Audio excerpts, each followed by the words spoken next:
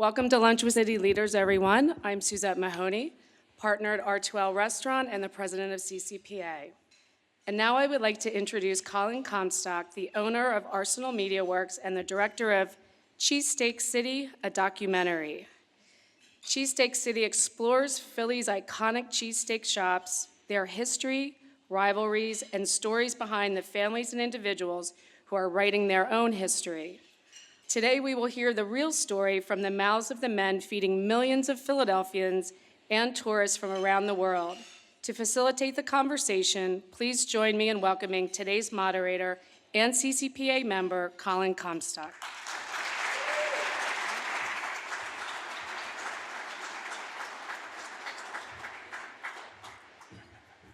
Thank you, guys. This is fun. Thank you for all being here today. I'm really excited to be moderating this panel with Philadelphia's other Big Five. I want to thank Ben Frank, Megan, all the board members of CCPA for facilitating this. Also want to quickly shout out my co-director on Cheesesteak City, James O'Brien, in the back taking photos. Kevin and Megan, who work with me at Arsenal Media Works, who are documenting this event. And I want to thank the panelists for being here. This is a pretty cool, rare opportunity to have all you guys in the same room talking steaks. Really excited about it. I've got to interview these guys individually, and I'm excited for us all to be up here together chatting. So why don't you guys come on up if you're willing and able.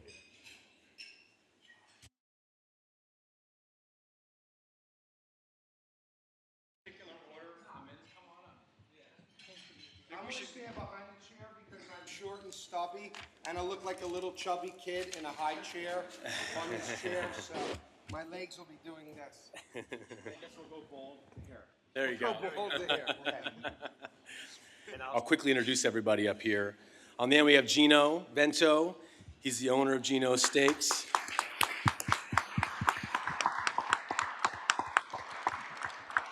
One half of the world-renowned cheesesteak mecca at the corner of 9th and Passyunk.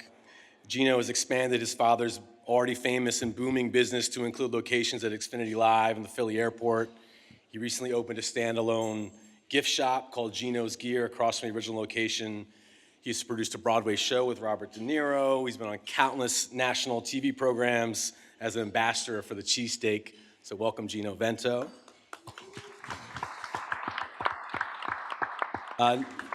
Next to him, we have Steve, the Prince of Steaks. He's a passionate, lifelong cheesesteak fan. His love for Pat's and Geno's sparked him to leave his auto body job and open Steve's Prince of Steaks, which has reached near mythic levels of loyalty from people in the Northeast. If you're not from there, you may not be aware, but people absolutely love Steve. Ever the go-getter, he's expanded his business. Now he has 5 shops, including Center City and also in University City. Steve also has the best catchphrases of anyone in the business, easily. Steve, hit him with one real quick, man. Hit him with one of them catchphrases real quick, Steve. No? Don't make a mistake and be fooled by a fake. I'm the true Prince of Steaks. Cook right before your eyes, no disguise. One bite, you will be a loyal subject for life. There you go. I'm gonna hire your writer. Gotta hire me. Next to him, we have Frank Olivieri Jr., third-generation owner of the legendary Pat's, fourth-generation owner of the legendary Pat's King of Steaks. His great-uncle Pat Olivieri was a hot dog vendor who invented the steak sandwich back in 1930, the undisputed originator who birthed this entire industry. Frank is a great steward of his family's legacy and is also a classically trained chef who runs an educational and nutrition-based nonprofit called the Spread the Whiz Foundation. Frankie Olivieri.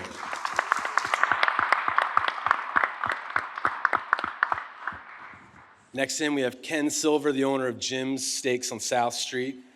Ken left behind a successful career in banking and IT to take over his father's iconic cheesesteak shop, Jim's Steaks, which is a fixture in the heart of South Street. Jim's is instantly recognizable for its Art Deco motif, celebrity photos, finely chopped, top-round steaks, and is also particularly unique in that it has an upstairs dining room, which is great for people watching on South Street, for sure. It's raining, don't forget. You don't want to sit outside. There you go. And he has Ken beer, Silver. too, right? He had beer. Yeah, and we got the awning, so. And next to me, we have one of the most recognizable faces in cheesesteaks, Mr. Tony Luke Jr. He's grown his family business and franchised the brand with locations as far away as Bahrain. He recently opened up a few shops in New York City, has a frozen cheesesteak line. Beyond that, he's a musician, starred in TVs and movies, including a show-stealing turn in Invincible, if you remember that. He's also an advocate for education and awareness of the opioid epidemic. Mr. Tony Luke Jr.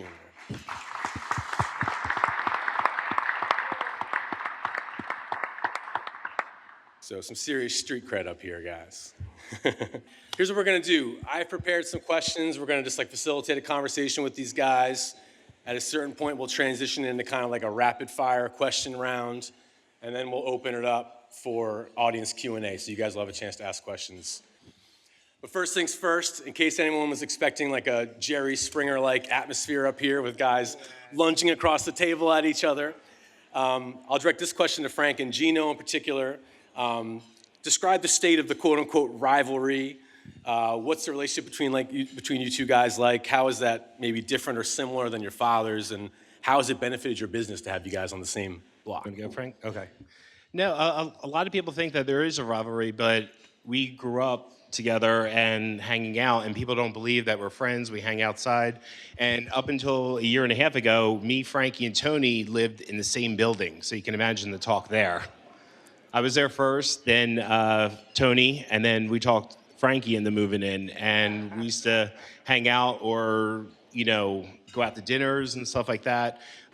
But there's really no rivalry. We really help each other. We call, we get advice, or when we're seeing each other at the street or at the Rim Cafe, we just sit and talk and hang out. Yeah, I agree with that.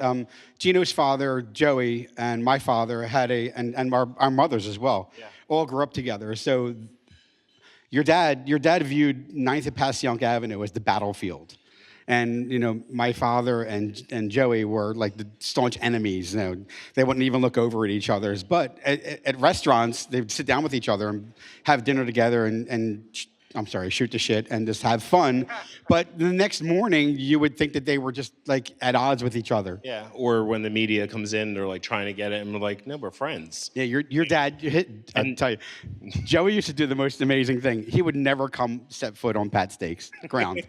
It was like kryptonite for him. Yeah, it was like a force field. So whenever he would want to price fix, he would call, and he would call either my father and I over, and we had to go over to Geno's and sit inside the booth and have our meeting.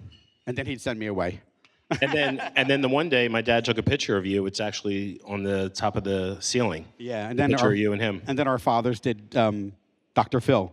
Yes. And that was funny. And then after Dad passed away, the chocolatier at the Rim Cafe, the owner Renee, got me, Tony, Frankie, and his family to take a group picture, and I have it hanging up in my steakhouse and on their wall. And then the picture of our 50th anniversary, I have the picture of Tony and Frankie next to me, kissing me on my cheek, wishing me a happy 50th. I mean, it's having Geno's across the street. I don't know if I'm jumping to a next question or anything like that, but people say, how did you feel when Geno Vento opened up across the street? Well, it was 1966, so I was 3. But at the time, before Joey opened up across the street, there were 2 other steak sandwich places in the neighborhood, one of which where your dad worked, at Joe's for Vigilantes. But, as we all know, whenever you see a CVS, there's a Walgreens across the street. And for us, the competition is the best thing that ever happened. Although that we had a 40-year run without Geno's being there, it's been the most amazing thing for both of our businesses. And it's been the most amazing thing for all of our the businesses, actually. And I can speak for myself. I mean, it's not even a job. It's fun. You get to meet people every day. You walk places. You go to different events, the movies, concerts, or whatever, and people are talking to you. We when me, Frankie, and Tony go out to dinner, because Steve's always busy. We can't get him or Ken. Well, he's in Florida But when we go out to dinner and stuff, we'll hang out. Me and Tony do charity events. I mean, we're always hanging out doing stuff, and it just kind of blows people's minds that we're actually friends, but we really care about each other, and we all are good at what we do. Like, there's no one higher or lower. We all do an amazing product, and we serve the city.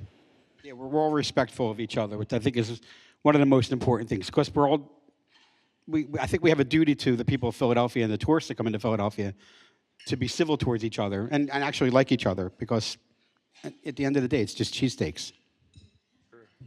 Ken, you said something interesting in the doc that, you want there to be a line around the block at Pat's and Geno's, and the day there isn't, you'd be worried about Yeah, that, right? when I come into work, I always drive past 9th and Passyunk because I want to know how busy I'm going to be when I show up at my front door.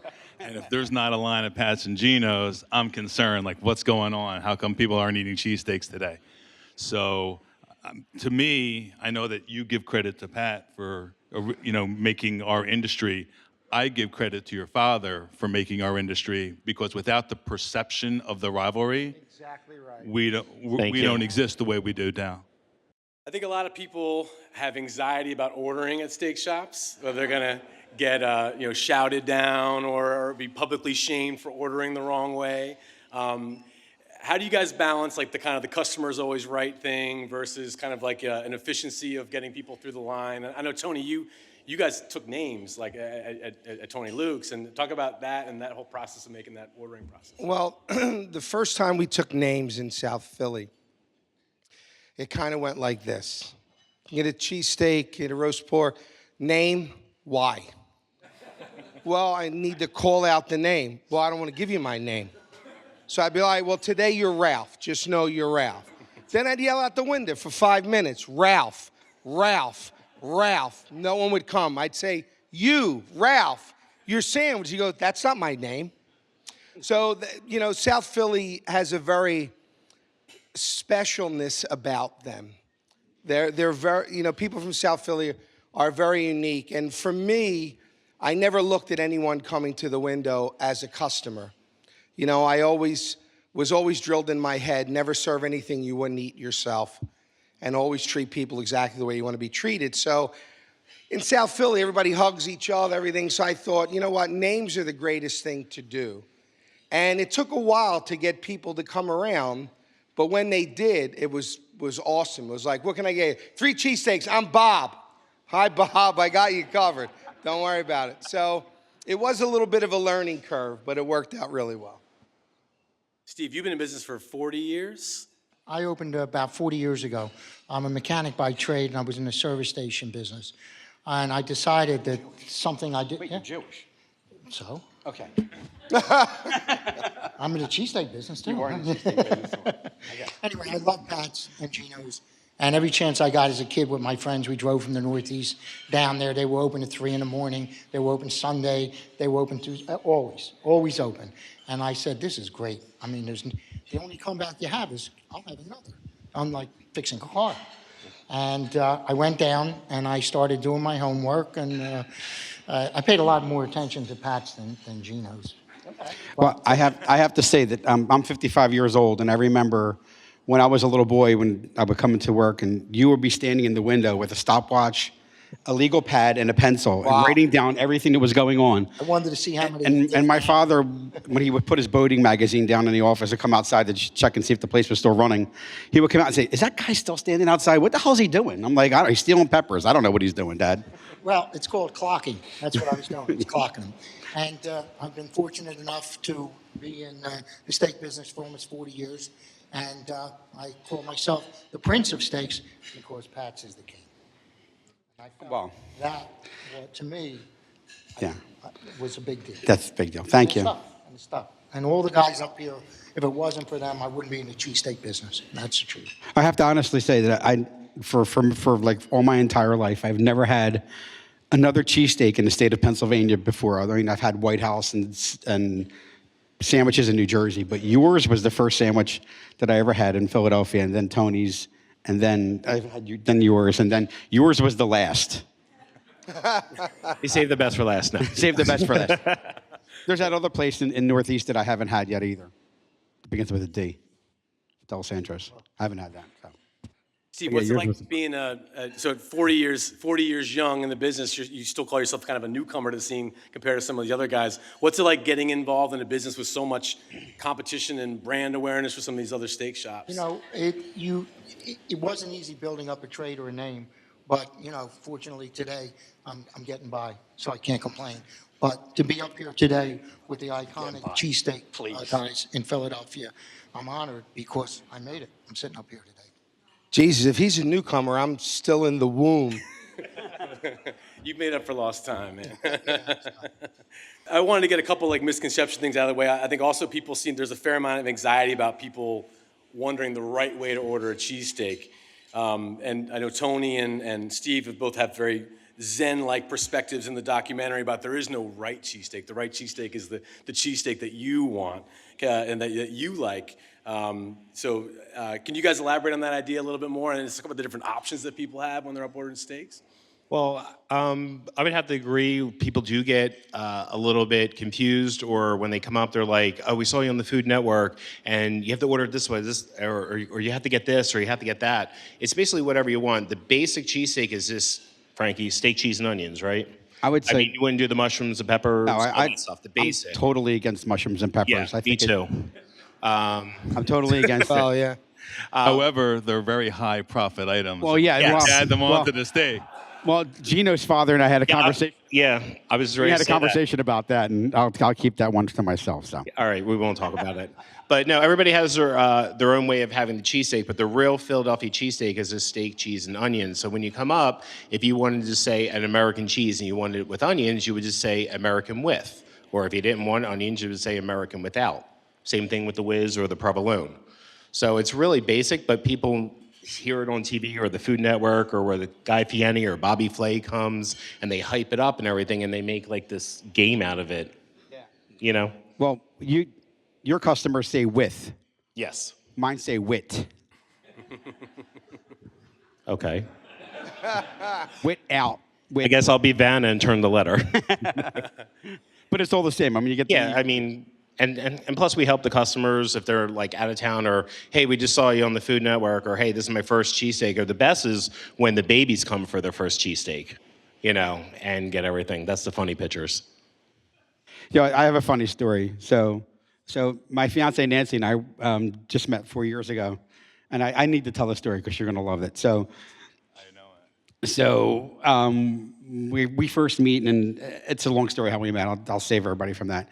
But she says, you know, Pat's Geno's, they're tourist traps. I go to gyms. My dad goes to gyms. I've been going to gyms forever. He used to show up on Sunday morning before we opened and tell, now you can't tell anybody I was here. So Nancy was working for a real estate corporation in Philadelphia, and then she kind of leased herself out of a job. So I hired her to do my PR. Now she has to tell everybody how great Pat Steaks is. Not even. And she does a great job of it, too. I see you all over those SEPTA buses. Yeah. One of the other common questions we get asked a lot while making the documentary was like, why can't you get a good cheesesteak outside of Philadelphia? Some people say it's the bread, some people say it's the water, some people say it's the minerals in the water that makes the bread. It seems to me like one of the things is just scale. I mean, like you guys are just doing so much that the bread is fresh, the meat's fresh. Can you guys tell us like what an average day looks like, either in terms of number of people or gallons of Cheese Whiz or pounds of beef or any of that kind of stuff? Give us context for what kind of scale you guys are talking about. Nobody gives out numbers. I heard an estimate that we sell in the course of a year enough Cheese Whiz to fill an Olympic-sized swimming pool. Wow. Go. And we sell enough cheesesteaks to pay our electric bill. He has a lot of lights. Do you see how many lights he has down at the store? Does have a lot of lights. Frank, your great uncle Pat invented the steak sandwich, was also like a very savvy early adopter of like celebrities and using celebrity photos to kind of raise brand awareness. And he has some interesting kind of like marketing, kind of gimmicks. And can you talk about, tell us some funny stories about him and tell us how his personality is kind of still influencing you in the cheesesteak industry at large? So Uncle Pat would take pictures. He would take steak sandwiches to the Earl Theater and take pictures with celebrities and have them blown up bigger than life and put them at the store. And everybody wanted to see who Pat was hanging out with, so they come to the store and see the pictures. So right after the Second World War, during the Second World War, there were coupons for gas and sugar and milk and everything. So there was a vicious rumor that was started that Pat's was selling horse meat because my Uncle Pat was working at the Radio Flyer Sled Company and my grandfather worked down at the Navy Yard. So they figured he was getting the old cavalry horses, and that's why he had this inexhaustible supply of meat. So Pat offered a $10,000 cash reward to anybody who could prove that he was selling horse meat. So he put $10,000 in a mason jar and stuck it at the store, and people came from everywhere to prove that he was selling horse meat to get the 10 grand. But nobody could ever prove the rumor because Uncle Pat started it. So we figured if he got them in line, they tried a steak sandwich, they ate one, they ate another one. You know, it was pretty shrewd. Did he eventually buy a horse farm too, or like? He had a horse farm. He had a laboratory rat farm. He was insane. But he made the majority of his money. He parlayed the money he made with steak sandwiches to buy real estate. So he owned all that land where Nabisco is on Byberry Road, and he would buy mansions on the main line. He was just crazy. Then he moved out to Beverly Hills and started buying tracts of land out there. That's where he passed. Yeah, so basically he's the original branding 101. Yeah. He's the original. He was the original branding 101. And the more things change, the more they stay the same. I mean, celebrities and celebrity photos and celebrity appearances at the cheesesteak spots are still a big part of just keeping you guys in people's minds. And I mean, Geno, I know, like, how is social media and how have you guys kind of like used? I know you recently put a step and repeat in the shop, and just talk about how you guys parlay celebrity interest in your brand and raising awareness. Sure. Basically, when we were rebranding, when Dad passed away, I wanted to take it to the next level, change different things. I actually have my team here, Neff Associates, and I have my publicist, Devin, right here, and they do an amazing job. They get me everywhere and everywhere. They give me my schedule. We had a step and repeat. So when celebrities come in, what do celebrities do? They post their pictures. So why not have your logo with a picture of a cheesesteak? So every time that, Justin Timberlake comes, or Bobby Flay, or Michael Simon, they put their pictures up, they're gonna get retweeted. Rachel Ray, when they're doing the shows and stuff. And then over our grills, we have branding labels with our Whiz American Provolone and a picture of a cheesesteak. So no matter what part of the building you're filming, you're gonna see Geno Steaks or a picture of a cheesesteak. And it's just all about branding, and when the celebrities come in, they love getting on the grill, right guys? Yeah. They love making the cheesesteaks and, serving them out to the customers and taking pictures, so it kind of works both ways. And they usually come like late at night, usually like the 1, 2 o'clock in the morning, after hours and after concerts and stuff. How many cheesesteaks did Shaq eat when he was at your? 5.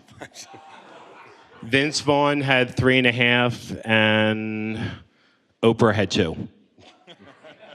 The other side of the social media is that sometimes people barely finish their sandwich before they're already writing about it online and telling everybody. How have you mitigated social media and just kind of, the people that are happy or otherwise? So we love social media and we hate social media for the same reasons. The power of the 1 star. So 20 people can come through, 4s, thought you were great, 5s, traditional, love the atmosphere, love the interplay with the cook. 1 person comes in and doesn't think it was the most fantastic thing they ever ate in their entire life, 1 star.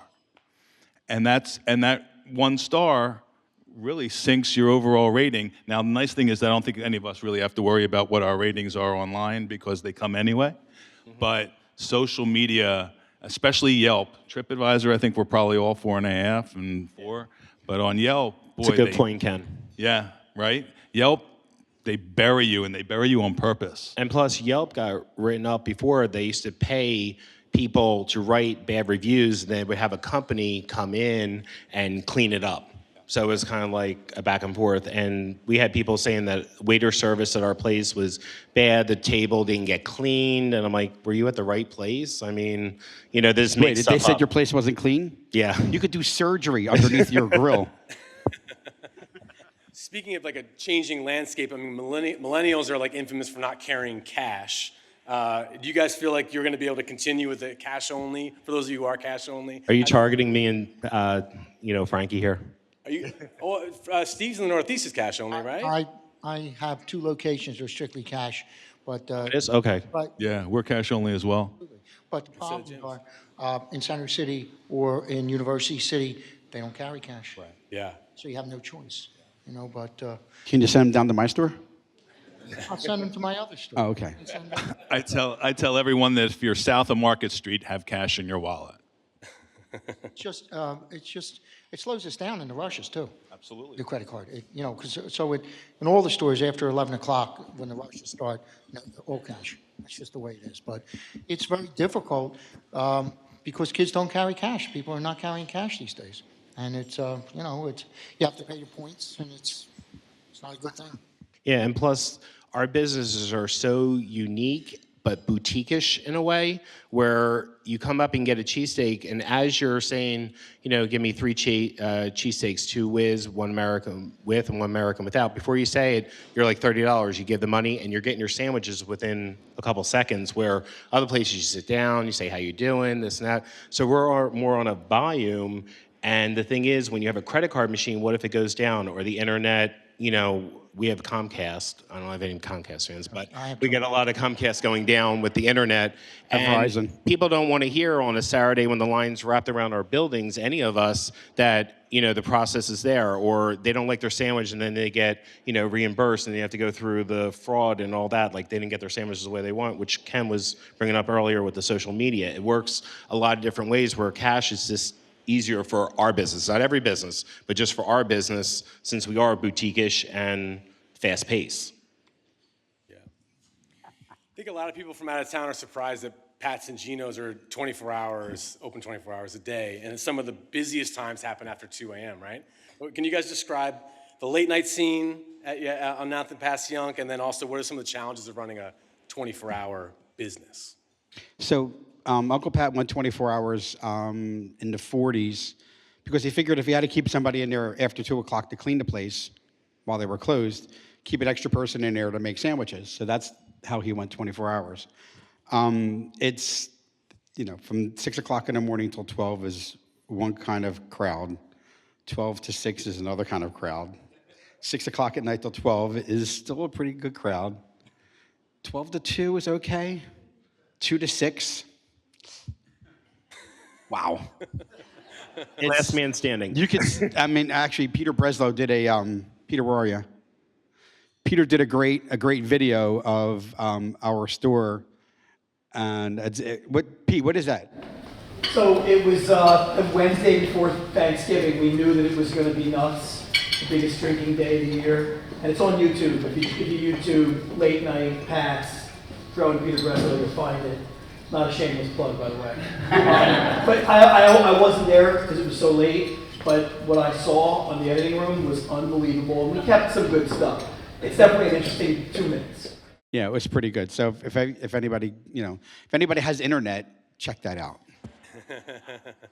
And plus, the other thing being 24 hours, you got to think about the DJs, the doctors, the hospitals, bartenders. They want to eat and have something late at night too. So it kind of works, but usually you get your after-hour adult beverage crowd. So it can get kind of pretty, we'll say. Yeah. When they're ordering. Yeah, that brings me to another subject. I don't know if you're going to touch on delivery. Oh, yeah, for sure. So we started, we were one of the first people in the city to do Uber Eats. So I think that, both you and I, Tony, are you doing it, Uber Eats? No, How about you, Ken? Starting DoorDash. that's what I do. We're doing some DoorDash. of it, but when they don't deliver on time, they call us, and we don't have Yep. delivery service. So I think, Problems with yeah, so I think Yeah, we have DoorDash and Uber Eats. So I think Geno and I doing the online delivery, which actually comes within 15 minutes, is one of the greatest things. We're keeping a lot of people that should not be driving off the street. So we're doing a big service in Philadelphia and the surrounding areas. I just don't understand at 2 o'clock in the morning when they're drinking and everything, they order a cheese fry, and that's it. I'm like, they don't get like the soda or the cheesesteak with it. They just get the thing. I'm like, you're paying more in delivery charge than you are for the product. Tony, you've franchised restaurants from here to the Middle East, also the frozen cheesesteak line. Talk to us about growing a family business into a brand, multiple locations, and what have you learned along the way? Well, I can give you an argument for growing a brand by franchising or by owning on either landscape. But my mind is always trying to be 5 years down the line. I try to pick up on trends, where they're going, what they're doing, and I adapt my company to service those growing needs. Because the restaurant business in general is changing. getting employees now is almost impossible. So instead of giving up, instead of thinking, well, are we the last horse and buggy company before cars take over, I've developed a lot of time in restructuring the way the cheesesteak is made, restructuring the way it gets done, how it gets ordered. So all of these things I'm working on because the landscape is changing, and if you don't change with it, you could be the greatest cheesesteak shop in the world, but eventually you'll be the last and you'll be gone. So I never look at today. I always look 5, 10 years down the road. People don't want to go out.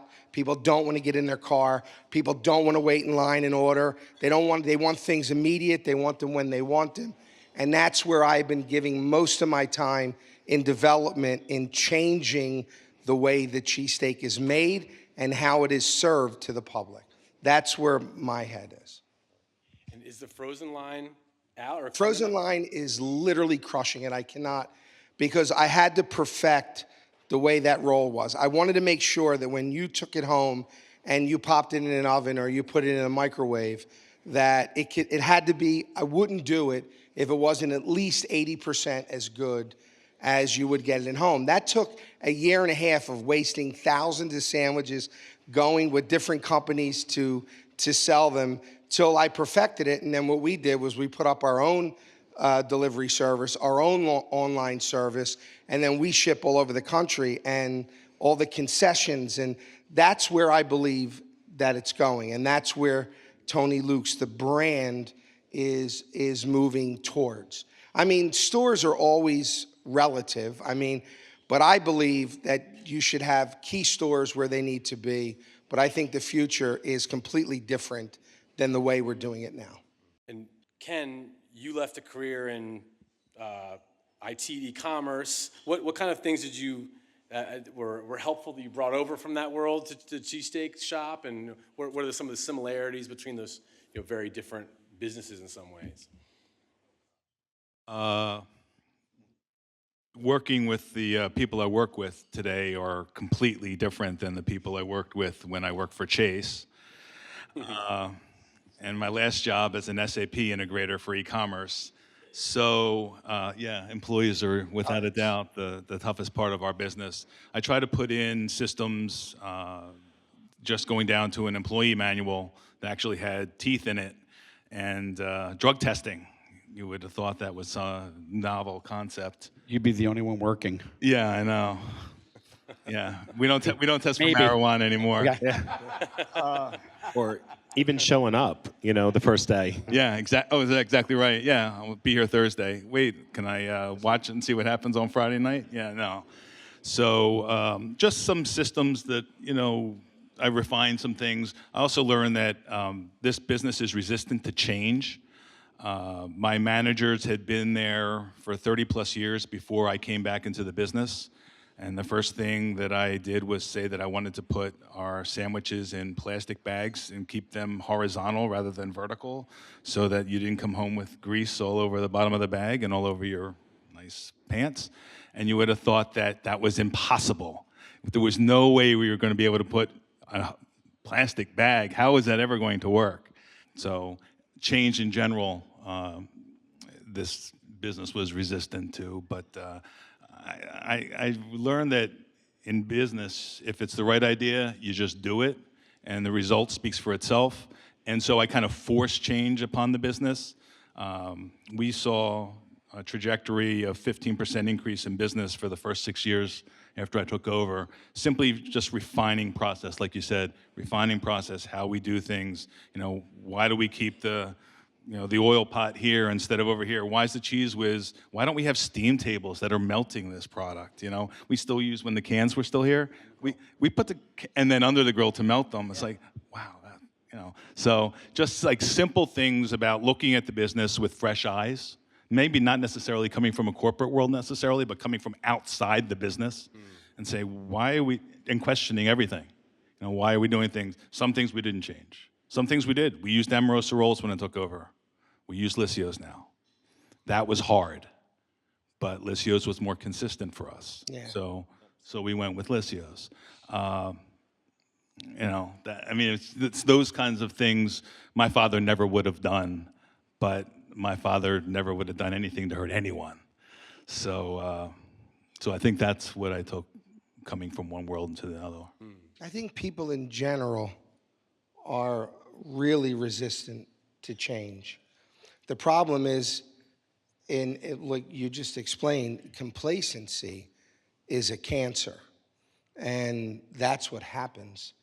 They get complacent. It's a routine they do every day. And then if you shake that up a little bit, people feel uncomfortable. They get worried that it's not going to work. But things always need to be changing. They need to forever be evolving. I think one of the big differences between our generation, well, your first generation, right? And what you're doing with your kids. All right. So is it... everything from you guys. So my father, grandfather, and uncle worked for the business. So they were running the entire business, whereas they wouldn't sit back and delegate out the authority to other people so that they can actually sit back and manage and oversee what was going on rather than actually being on there all the time.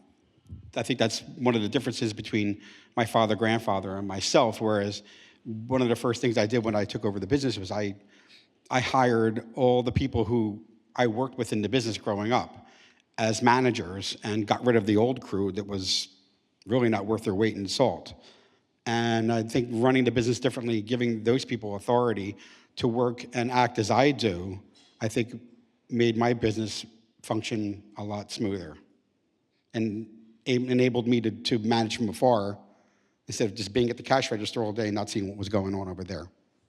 And then with our business, my dad worked 7 days a week. He didn't believe in time off or, growing up, mom would take care of me because dad would always be working along with your father. They just knew work. He never had a time clock. When he came into work, he didn't leave until all the workers came in, the bread was cut, the cheese, payroll, all that stuff.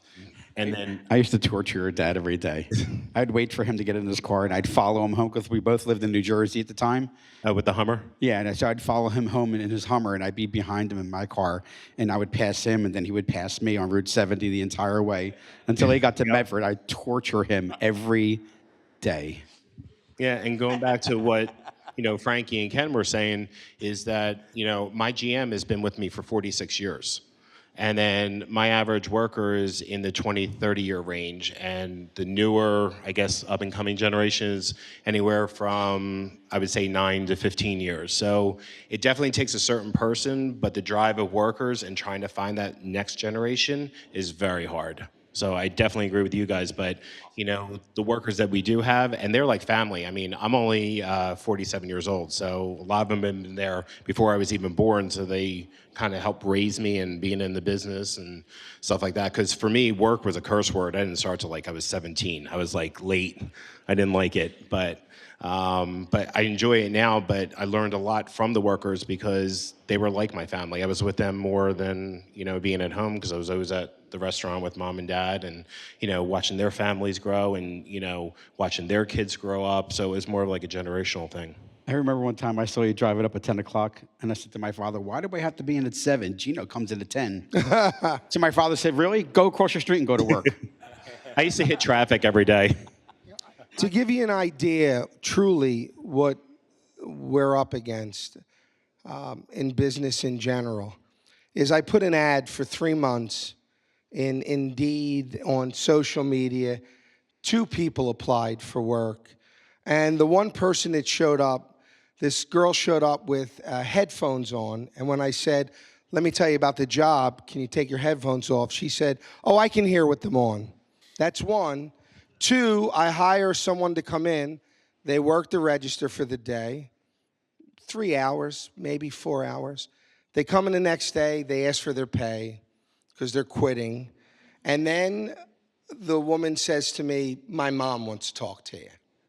I said, okay. So I get on the phone and I start speaking with her and she says, is this Tony? And I said, yeah. She goes, really? Really? I'm like, what did I do? You expect my daughter to stand on her feet for 3 hours? There is no chair there. I said, ma'am, she's got to get There's no chair. I told her, stay home. I'll pay her a salary every week. She doesn't have to work under those conditions. So this is the generation that we are raising. Well, I just recently got an application for a job, and on the application it said, "What foreign language do you speak fluently?" They put English. You know, you mentioned that your father's worked. I started the business, and I put in those 7-day weeks and worked months without a day off. And that's what it took to build the name. You're fortunate enough that somebody blazed the trail ahead of you. Oh, yeah. And you can, as I do now, put management in to run the different stores because you certainly can't be there. But in the beginning, you didn't have a chance. No, yeah. You had no choice. You had to do it because you wanted to come out right. And basically, the help wouldn't do it, right? Unless you were standing on top of them. And we all have problems. And people say, what's the most important thing about your sandwich? I said, the help that makes the sandwich. No matter how good the product is, if they don't do it right. That's so true. And plus in business, Dad always told me it's, easy in business to, be the best, get on top and everything, but it's hard to stay there. That's the biggest thing is, constantly working at it, working with these guys, seeing what they're doing and kind of compare stories because anybody can go in business and open a business. It's just succeeding the 10, 20, 50, 80-year, family tradition. It kind of brings me to the next question. I mean, I think things have changed and you guys are adapting with the time. So what are some things that like your fathers taught you that you still hold on to that you think, ring true as much today as they did the first time you heard them with regards to life or business or anything? I don't know. My father was the most honest person that I ever met. I never met anybody that had a bad thing to say about my father. Unfortunately, I can't say that about me. There's plenty of people that probably don't have a great thing to say about me necessarily. But he told me to be honest and be straightforward with anybody, even if it's not the right answer. And so I've tried to bring that into the business. Sometimes it's hard because you want to answer every complaint with a reason why you don't like the sandwich or a reason why we disappointed you.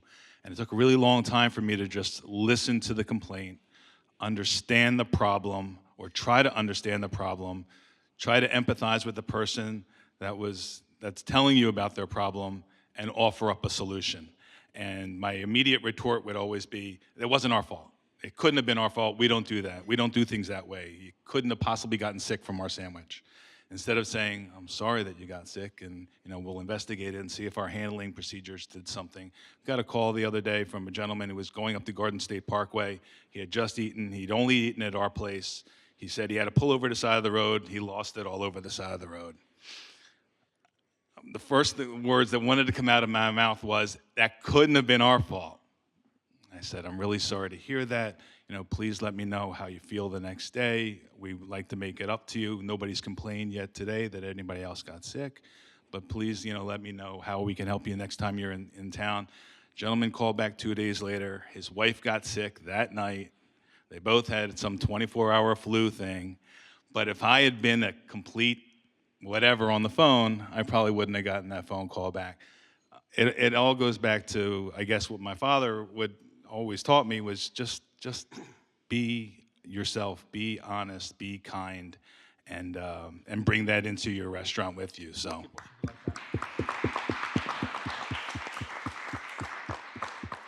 My father passed away in 2015, and he was, without a doubt, the greatest man I ever knew. Yeah, he was a stand-up guy.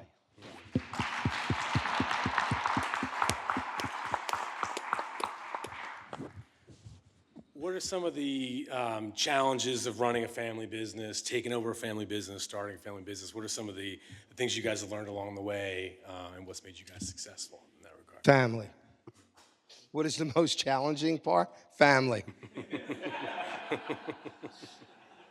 You never get a day off. Anybody who has the same last name as you has somewhere along the line owned a part or was promised a part of your business. That. Oh, you're my cousin? Oh yeah, your Uncle Pat told me that this whole place was mine. Really? Family. Yeah, when my father got sick, somebody had to take over the business. I came from a very nice job traveling all over the world, putting together these very complex e-commerce systems, and felt very fortunate to be living that life. My brother lived in Phoenix. My sister had a big job in Nashville, Tennessee. My mother was not going to take over running the business, and we are a very small family. That's pretty much it.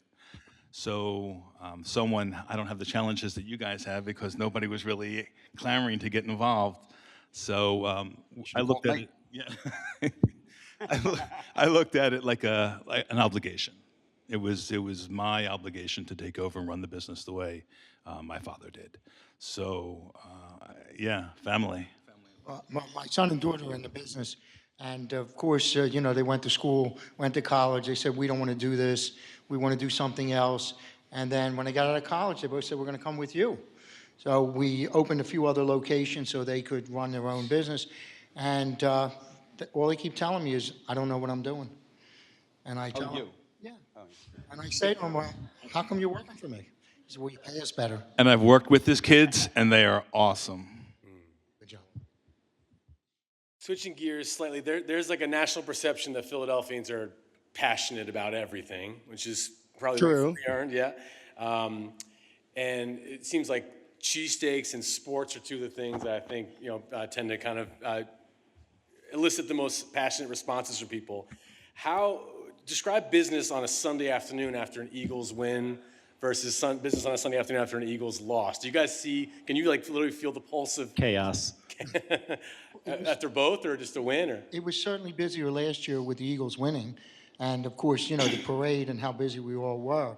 And it certainly was off a little bit when they were losing or did not win. It definitely, whether it's the Sixers or the Phillies, when the teams are winning, we're busier. I agree with that. When they're losing, business is slower.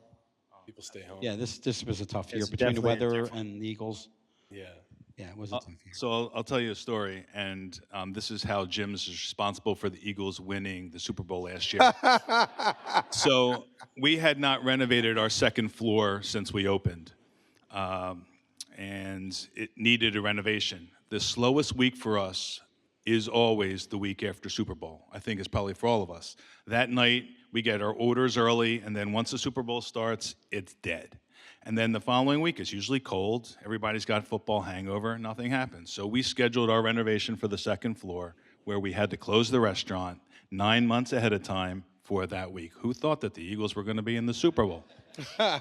2 weeks before, it's becoming apparent that the Eagles have a real good shot at this thing. And after they beat Minnesota, now they're in the Super Bowl. We have a decision to make. We decided not to jinx it, and we stayed closed. So Jim's is responsible for the Eagles winning the Super Bowl. Thank you.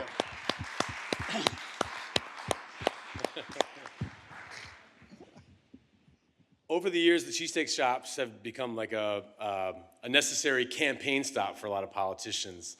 Ed Rendell tells an awesome story in the documentary about Bill Clinton coming into town, raising $1 million and trying to get out of town in like less than a 24-hour stretch.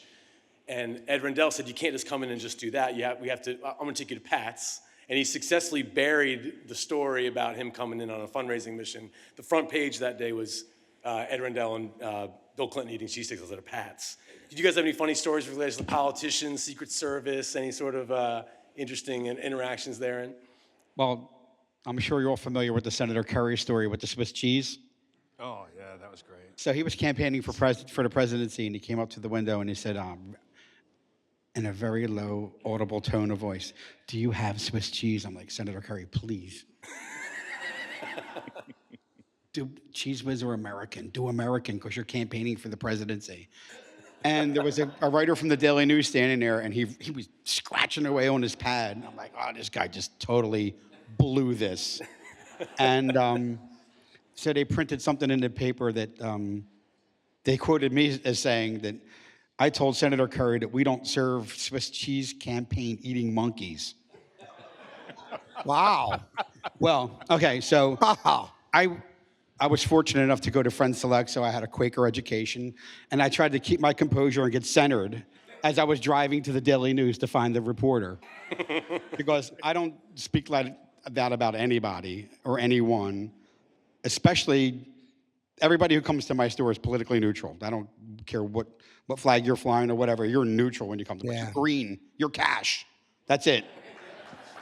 And I went looking for this guy, and then I insisted that they print a retraction, but I think he left town. The most embarrassing story I have for that is I don't remember what election. I'm so not into politics. But I guess Sarah Palin was running. So she pulled up and she had a crew of camera people with her and everyone snapping pictures, everyone in line is, looking at her, and then she comes to the window and there's national cameras in front of her, and she walks up and she orders a sandwich, and the person at the window goes, "Name?"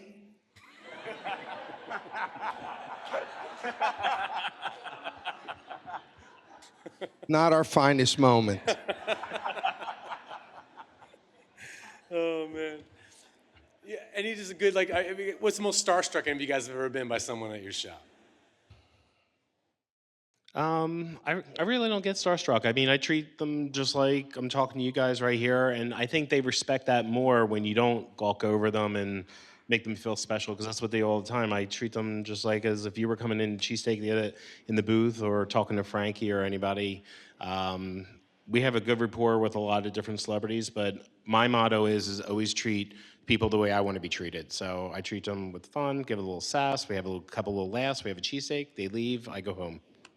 I remember one time Steve Case from AOL was sitting outside with his wife, and I walked by and I looked at him and I took a double take and he was eating a cheesesteak. I walked over, I said, "You're Steve Case, right?" He said, "Yeah, do I know you?" I'm like, "Yeah, gstring69 at AOL.com. You don't know who I am?" And he's like, "Oh, no, I'm sorry, I didn't recognize you." I don't have that email address anymore. Stalker. Well, we're going to transition into the rapid fire question round and also do some audience Q&A. But one last thing, you guys have all been super generous, giving away lots of money to organizations, advocacy groups, started advocacy groups. Why is that important to you guys? Why do you think it's important to get back to your communities and do more than just sit back and make steaks and count the money? What I think is that we are independent shop owners, as opposed to very big corporations in this country, and I don't want to mention Wawa, but places like that, and we give back to the neighborhoods and the communities that we are in. I sponsor a lot of stuff in the Northeast, and all the guys here sponsor stuff in their neighborhoods. We earn our money in the neighborhoods, and we put our money back into the neighborhoods, as opposed to corporate that take the money out of the neighborhoods and send it wherever it's going to go. So being shop owners like the old days in the neighborhoods, we are looked up to, and we want to help our own neighborhood because we live in the neighborhoods. And It's hard because the phone rings nonstop. You have people answering your Daily, phone every day. So I'm the Until only you get one. to one, Yeah. then they all start calling. Yeah, so we've designated a couple of local charitable organizations, and that's where we can feel if we can give. I'd rather give $20,000 to one organization and let them really use it than $50 here and $100 here, and because one, it's just a person at the end of the phone, and that paid solicitor is getting 50% of it anyway. I know that I can write a $5,000 check to Pine Street Community Center. I know it's going to feed the homeless every day. Yes, and Nancy, I've always had a desire to open up a foundation to give back. So Nancy and I got together. We actually started a foundation called Spread the Whiz. I guess it's a good analogy on spread the wealth around. And actually, Geno was our first contributor, big contributor, and thank you for that once again. So we're giving back in the way that we're teaching culinary literacy and education to grade school kids in Philadelphia. I mean, do we all want kids to eat cheesesteaks? Absolutely. Is it the best thing for you? Probably not. So, we're trying to get the word out, better nutrition, better ways of cooking, sustainable stuff, and that's the avenue we're going with our foundation. Yeah, and then also with the charity work that we all do, like we all go out through the city, I also like to go into soup kitchens and actually cook because I'm also a graduate of the culinary school along with Frankie at the same school. So I like to cook and give back or do the outreach program for troubled teens and transgender. And I have a special donation that I do personally through a friend of mine that, well, now is a friend, he's like a brother. He was paralyzed. He was severed C6, C5. He was characterized as a Christopher Reeves. And within 3 years of training, we got him standing and walking at my graduation. So I love, thank you. I love giving back, and it's not just about the dollar sign or taking a picture with a check. It's actually going out, meeting the people, shaking hands, communicating, talking, and knowing that you're trying to put a smile on someone else's face. And that's a tradition that goes back to your dads too. I mean, like Joey and everyone, and that's been a long. He loved to give money away. Love it. We had to like pull him back sometimes. And then Frankie would be like, Joe, you're giving too much money away. Yeah. Generous. All right, rapid fire. So we'll go down the line here. How many years is the longest tenured employee at each of your shops? 46. 46 years. 40 with my manager, Tommy. Wow. Mine's 34, because I'm only in business 40 years. 42 years, my night manager, Leonard. That's a hard question. I would say we have a few people that have been there at least 20 years. Wow. Have any of you guys ever had a vegan or vegetarian cheesesteak? No. I had an ostrich steak once, but not a vegan. No? Do you mean selling or eating? Selling. Well, He was selling. He would put it on his beak, and then he would just hand out. See, the problem with ostrich is people look at ostrich as a bird, so they assume it's poultry, but it is not poultry. So ostrich has to be eaten rare. So when we would make the cheesesteak, it would have to be cooked all the way, and it gets very dry. So it never worked for us because people would see it kind of rare, like a roast beef, and they'd be like, you can't eat poultry, rare. I'm like, well, it's not poultry. But So when for our foundation, we were doing a guest chef series at the store where we invited our friends and chefs from Philadelphia to come in and make their version of our cheesesteak. And all the money, the proceeds would go to their foundation. And then I invited them back to do it once again. So we had a friend of ours, Sally Eisen, who came in and made a vegan cheesesteak at the store. It was delicious. But I actually am judging once again the vegan cheesesteak in Philadelphia at the contest. It's like the 4th annual or 5th annual, and you should see the way they look at me. It's like they would have just tied me up and burned me at the stake, no pun intended. You're on a desert island. You can only bring one other of these guys' steaks with you when you go up, when you're there. Who you taking and why? pizza. Taking pizza. Haagen-Dazs rum raisin. Name one thing more iconic than a cheesesteak in Philadelphia. Liberty Bell. Liberty Bell. Benjamin Franklin. Ben Franklin. All close. Soft pretzel. Tasty cake? Water rice. Water rice. Water. Ice. Water. Coke or Pepsi for you guys? The Italian roll. What's that? The Italian roll. Italian roll. The thing that we all depend on. Yeah, that's true. That's what you're bringing to the desert island. Right on. That's good. So you said Coke, Pepsi? Yeah. Black cherry Vishnik. Dr. Brown's black cherry. I don't remember who our deal is with right now, so I'm abstaining for that question. And we sell both Coke and Pepsi. Yeah, which is really cool. All right, let's do audience Q&A. Anyone have any questions for these guys? It's all about the beef. Do you guys all use ribeye? I've eaten it all your places. It's fantastic. Do you chop it? Do you not chop it? And why? All right, I can start that. We use only ribeye. We have our own cattle ranches, so we know where the meat comes from farm to table. Now, at the original store, they do not chop. At every single franchise, they chop because people think you just throw a piece of steak on the grill, you flip it, put it on a roll, and you're done. That is not the case. Cooking a steak is an art. It truly is, knowing when to flip it, when to get it off the grill. It's almost impossible to teach when you're doing franchises, but almost everyone could cook a steak very, very close to the way it should be if you chop it. So all of the franchises chop the meat because it's the only way for me to be able to train people to do it consistently over and over again. Now, don't get mad at me because I've said this before.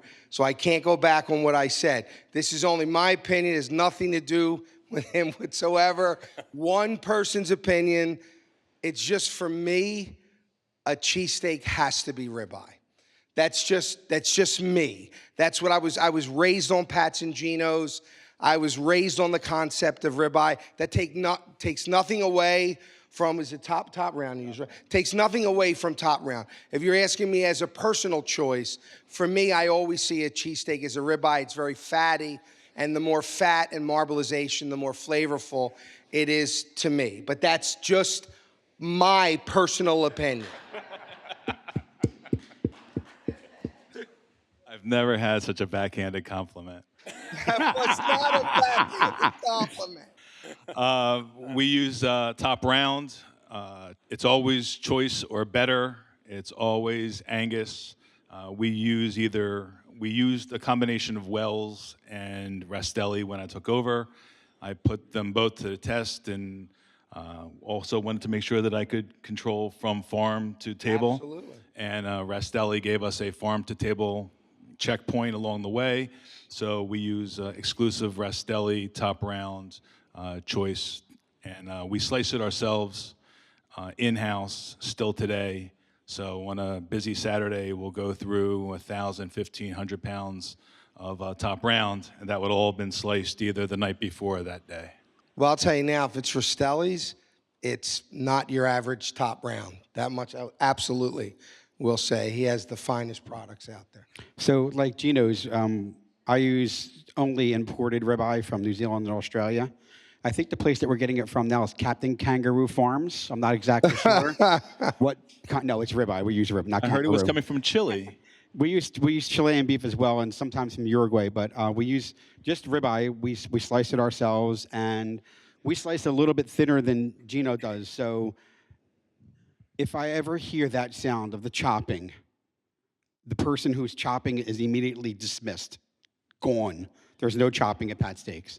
So, the meat does fall apart because we do slice it a little thinner, because that's what customers demand. Unfortunately, I like it better the other way, but I'm not the one buying the steaks every day. So, We use domestic ribeyes. My meat comes in fresh. We have a process to remove the ligament, tendon, freeze it a certain way, and then it's shipped to the stores. We do business with Northern Liberty. And then at that point, comes to the stores, we defrost, semi-defrost, and slice it down. I like it a little bit thinner. It's a little more tender that way. And that's a very big part of our product is the meat that we use. It's a better quality domestic product. And in our place, like Frankie said, we use a thinly sliced ribeye meat. We get our meat from New Zealand and Argentina. And we slice it every day at our place, too, also. And it's just a little bit thicker than yours. but I have to say though, if I'm eating a Philadelphia-style cheesesteak sandwich, I like ribeye. But if I'm eating like a cheesesteak sub with lettuce and tomato, and I'm sorry if I'm offending anybody by saying that, I do like top round on that because I feel as though it gives a different flavor and texture to the lettuce and tomato. And D'Alessandro's uses sirloin, right? I don't know. What do you? Oh, I don't know. No, no. No, I'm not going there. And plus, I like to try other people's cheesesteaks to see what's out there and how they prepare it. And usually their faces, like when either of us walk in or if I walk into a business, I'm like, can I get a cheesesteak? And they're like, really? You want a cheesesteak? I'm like, yeah, I want to try it. I want to see what it's like, how you guys do it.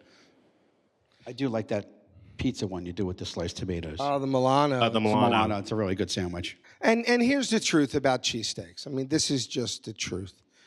Every time I speak and someone asks me about cheesesteaks, I literally tell them, go to every place that you know, because no one has the best cheesesteak. No one. Because taste is relative. What someone likes, someone else doesn't. So when I read someone goes, oh, their cheesesteak sucks, or this is the best, it's not the best. And it doesn't suck. Because everybody's taste is different. So try them all and go to the one that your flavor profile likes the best. And that's the truth. Yeah. Agreed. Because some people like the thinly sliced ribeye, some people like chops, some people like whiz, the provolone. But we all have good cheesesteaks, but it just depends on you guys, what you guys like, that we offer what everybody wants. So we have 4 people up here. 4? 5. Sorry, 5. I was really never good at math. Tony was late. Duh. I'm always left out. So we all make a similar product. We're using similar ingredients, but the way those ingredients are put together could be a little bit different. So it's just a matter of how the individual person puts it together. So the way I make a cheesesteak at my store is much different than my 40-year manager's been making it, or the guy that's been here for 2 weeks. So it varies from place to place and time to time, day to day. And, sometimes you can get an angry cow. It happens. I mean, or sometimes there's too much humidity in the air and the bread's not baked. Yeah, it's true. Isn't baked right. Or there's so many variables that make your sandwich like. Sometimes when I have a sandwich, I'm like, this is like in the top 3 sandwiches that I've ever eaten in my life. And then I'll have one a week later. I'm like, top 10. Or maybe I should have went for a hot dog instead, because we still sell hot dogs. That's how we started. Plus also the air condition. In the summertime, when you're running the air condition, I don't know how these guys with air condition, but we have vents throughout the whole place, so that when the air is hitting the grill, it's cooling it down a little bit. The rolls get a little bit crispier, so we have to time it. We have towels that go over the rolls and our bread bins and stuff, because when we're busy, we're constantly taking the rolls out, so you can't keep taking lids on, off. So the air has a big contribution with the summer. Exactly. Like you and I are getting, and Steve and Ken are getting bread delivered several times a day. Tony's baking his own. So he's going for the consistency factor with that. Tony, talk about that. Well, every store has an oven, and we have to bake the bread off at each store. We tell employees to bake bread every 15, 20 minutes. We tell them to bake bread every 15, 20 minutes. But to me, a roll is a very important factor. It's not the only factor. Because every time I speak with someone, it's like, it's all about the bread. Yes and no. It really is the perfect combination between the bread, the cheese, and the meat, and the person cooking it. Because the truth is, and I want to reiterate what Steve said, because he's right on the money, every single store gets the same product. Every single store is trained to do it the way it's supposed to be done. Yet, when you go to different stores, it's not always the same, because it depends upon who is cooking the steak. So we train the best we can, but there will be mistakes. But I tell people, relax. You had a bad sandwich. You weren't diagnosed with an incurable disease. It's just a bad sandwich. And everyone up here, I know, goes out of their way to make sure that everyone is happy. The one thing I won't do, and I will put it on record, is I will not succumb to extortion. So when someone puts a Twitter up and says, I had a bad sandwich, if I don't get a free sandwich and I don't get a phone call, I'm gonna blast this on Twitter and tell everyone not to come. And I always go, you already did blast it, don't come back, because I don't succumb to extortion. All you have to do is just email me and say I had a bad sandwich, and every one of us will go out of our way to take care of it. I think the reason we're all still up here is because I think we share one important quality between all of us. I think we all realize that no matter how big you are, no matter how many sandwiches you sell, we all realize that every single customer is the most valuable asset that we have, and everyone is treated in that manner. Every time I hear someone say, well, I sell 10,000 sandwiches, I know that you'll be under, in a few years, you're done, because that attitude will sink you. And I think that we all share in that attitude that every single person's opinion is important. Might not always agree, but every single person is important. And I know we all bend over backwards to make sure people are happy. Any other questions? There are 3 more seats up there. Who would you guys say should be up there? Ooh, don't answer that question, because you will make enemies of every single person you don't mention. John Bucci. John Bucci, right? Oh, yeah, definitely John. John Bucci. You know what? Yeah, I'll go with that. Because he's just crazy, and I'd love him. I'd love being around him. And John's John's roast pork. And he won a James Beard Award, for God's sake. Yeah, he did. You know what I mean? And he's just an He's good. overall guy. But so is Philip. So is all, you know, every single place that's out there doing it. Hey, like, let me tell you something. It takes a lot of guts to put up your own money. It takes a lot of hard work to get a business going. That's why I tell people that do reviews, before you callously just throw a bad review on, understand that there are people that rely on that job. People took a chance while maybe you were sitting home not taking a chance. They took a chance. So before you put that review up, get in contact with the owner. Speak to them, talk to them before you, you know, just smear them all over social media, because it's just not right. Yeah, it's easy to hide behind a computer.